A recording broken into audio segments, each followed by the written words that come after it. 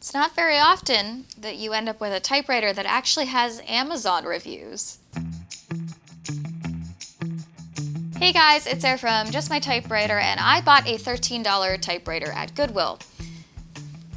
It's not a good typewriter. So I have been scouring flea markets, yard sales, estate sales, antique stores, anywhere I can think of to find typewriters for the past 6 years. Every once in a while, I do run into a typewriter at places like Salvation Army and Goodwill. I've had really good luck finding typewriters at Salvation Army, and I have purchased a typewriter from Goodwill's online store before. That would be my Bling typewriter.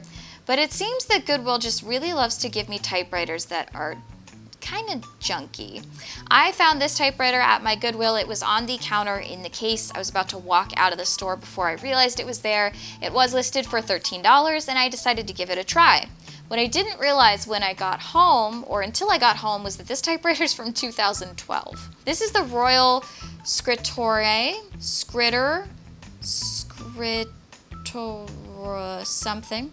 I'm going to call it the Royal Scrit from now on because I don't know how to pronounce it. And this is a typewriter made by the more modern versions of Royal. Now, Royal's had a great lineup of typewriters since they started in Hartford, Connecticut. I did get to go to one of their original locations and their original factories, and they made some really great models over the years. Sometimes they'd partner with a factory in another country, especially for their 60s and 70s models, to produce a cheaper typewriter that's more lightweight, things like the Royal Safari models that are a little bit later.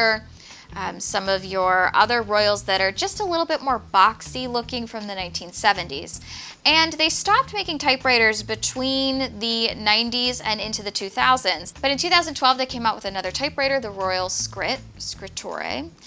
Later in 2012, they came out with the Royal Scrittore 2, and then eventually they came out with the Royal Epoch. So they had a couple models here that came out rather rapidly. And then, of course, we now have the more modern version of the Royal typewriter, the Royal Classic. So you've probably seen these on places like QVC and Amazon. They're also rebadged under other typewriter names. I've seen a couple badged as Oliver typewriters.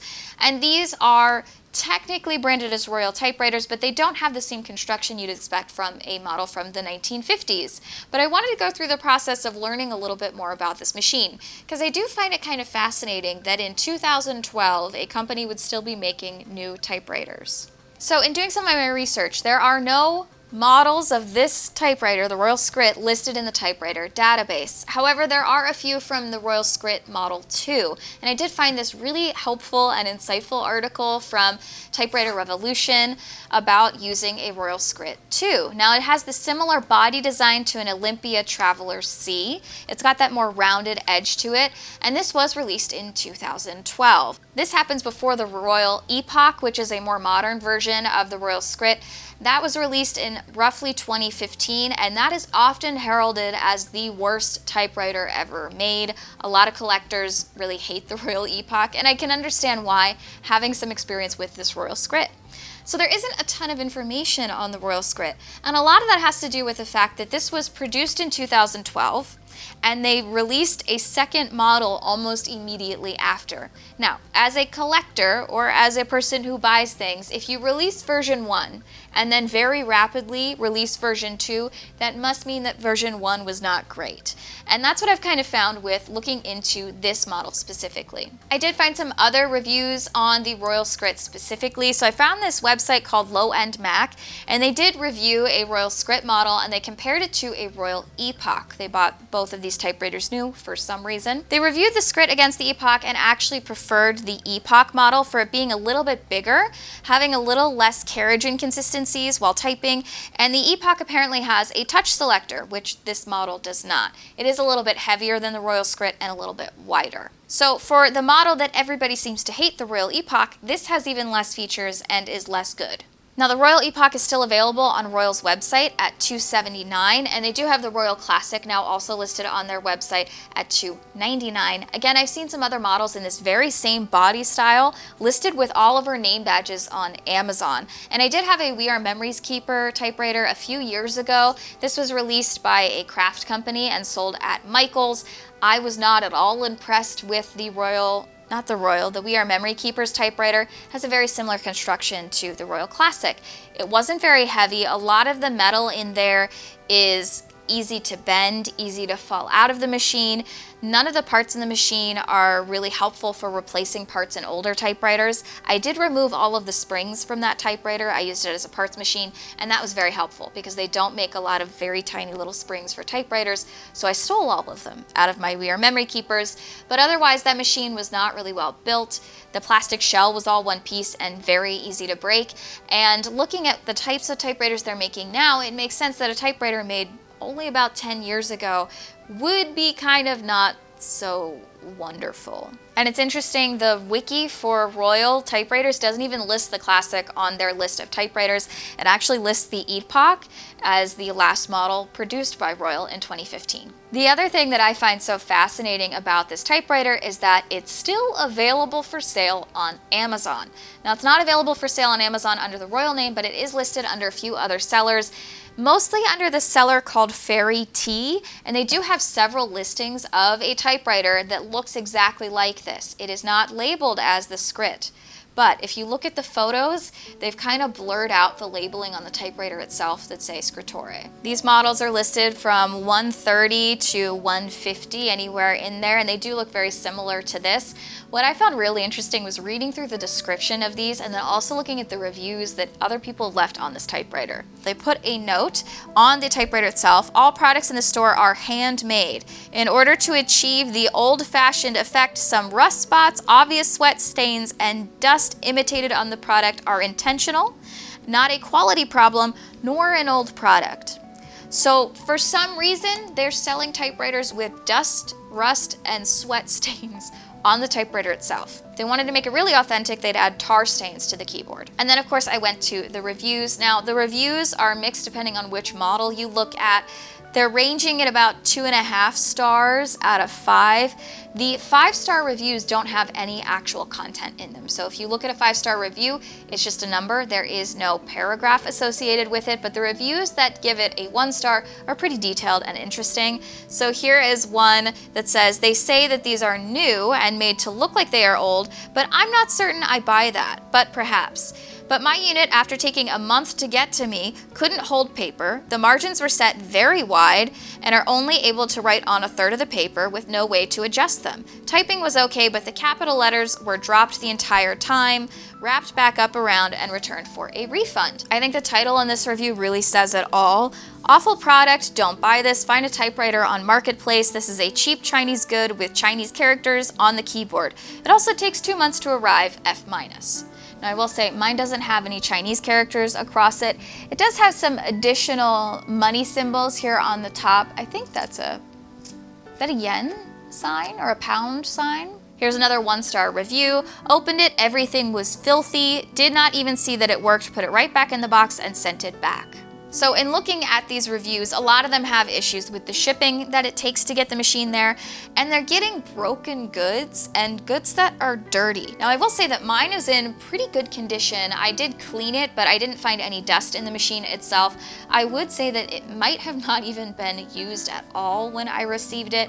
The typewriter slugs were completely clean. Typewriter slugs are the little metal things that have all the letters that impress into the ribbon and ink onto the page. Mine were all clean. You can find on typewriters that have been used, you'll find ink in them, or you'll find, little ink spots or filling in on the type slugs. Mine didn't have any of that, so I assumed that it was pretty new.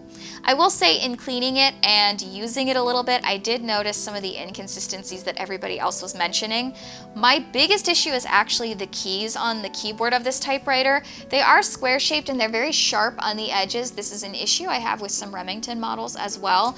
As you're typing, they do kind of really easily get into your fingers and almost cut you in some areas. But the biggest issue for me is the bottom row of keys on the keyboard and how close it is to the space bar. If you hit any of the keys on that bottom row of keys, you are going to also press the space bar, and it'll keep them depressed, and the keyboard will always think it is typing spaces. I also found quite a bit of skipping. A lot of the letters, when you hit one of them, it'll hit 2 or 3 or the space bar, and so you'll skip across the carriage. For me, that is a major no-no when it comes to typewriters. It is very easy to have a typewriter that functions very well. A lot of typewriters have held up really long.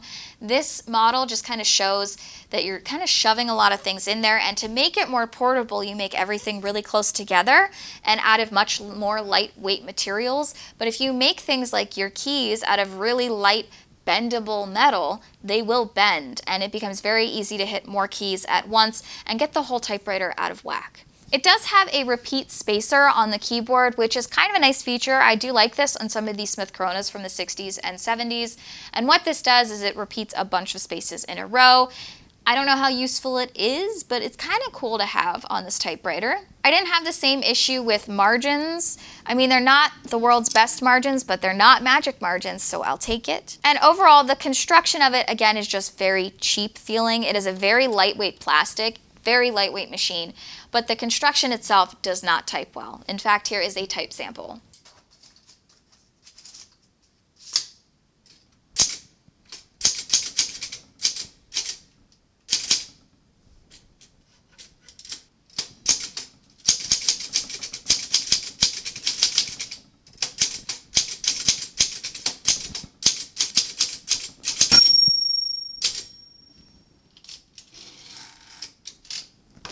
I think all in all, I'm just really confused by this model. I don't really understand why it exists.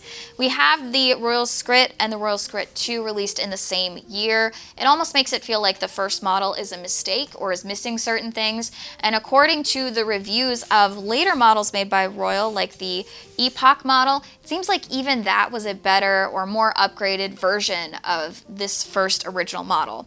I haven't seen a ton of these reviewed anywhere or listed on the typewriter database, and I can understand why. If I was a collector and not buying for videos, I wouldn't even touch this with a 10-foot pole. It's not a hardy machine. It's not something that I necessarily want to give away to someone to use as a typewriter, because it's not the same experience that you'll have on a classic vintage typewriter from the 1950s and 60s. So for me, this is just kind of a miss all around, and I'm really not sure who it's marketing toward.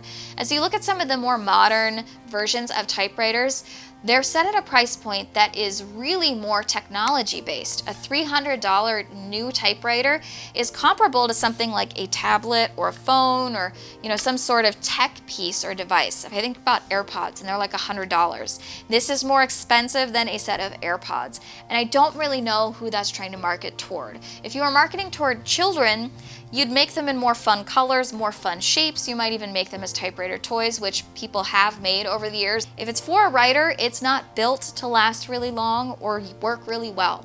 So as a writer, not very useful.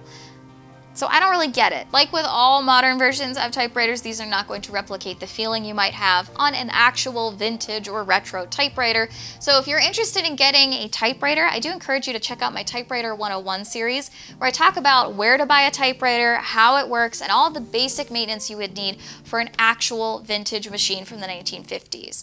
I highly encourage you to kind of go that route. As that one review said, find something on Facebook Marketplace. It'll be cheaper and it'll work better. If you're interested in more typewriter content, I do some other videos on this YouTube channel, as well as on Instagram at just.my.typewriter. And I thank you all so much for watching, and remind you, you're just my typewriter.